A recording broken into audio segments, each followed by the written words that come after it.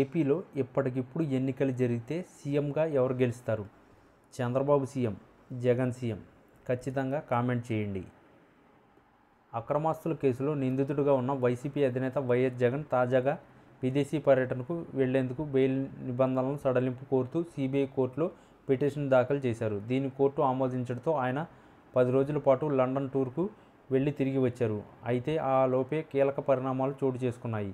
జగన్పై సిబిఐ అధికారులు సిబిఐ కోర్టును ఆశ్రయించారు. ఆయన సెల్ ఫోన్ నంబర్ విషయంలో అభ్యంతరం వ్యక్తం చేశారు. అయితే ఆ లోపే జగన్ తిరిగి వచ్చేశారు.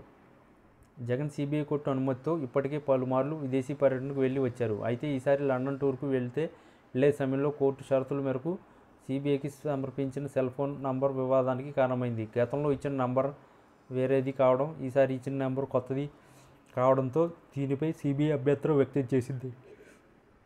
అయితే ఆ లోపే జగన్ విదేశాలకు వెళ్లిపోయారు. దీంతో చేసేది లేక సిబిఐ కోర్టు పిటిషన్ దాఖలు చేసింది.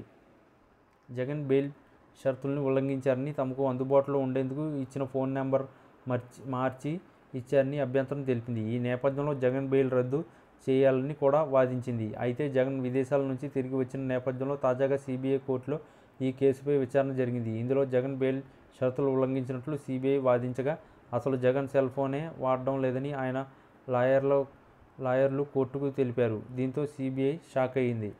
జగన్ అసలు సెల్ ఫోన్ వాడడం లేదని, సిబిఐకి అందుబాటులో ఉండేందుకు ఓ మొబైల్ నంబర్ ఇచ్చారని సిబిఐ కోర్టుకు ఆయన లాయర్లు తెలిపారు. కానీ సిబిఐ మాత్రం బెయిల్ షరతులు ఉల్లంఘించారని, గతంలో ఇచ్చిన నంబర్ ఈసారి ఇచ్చిన నంబర్ ఒకటి కాదని వాదించింది.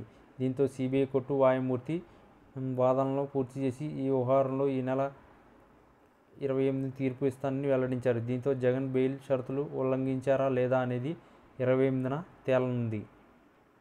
ఈ వీడియో కనుక మీకు నచ్చినట్లయితే please like, share and subscribe channel.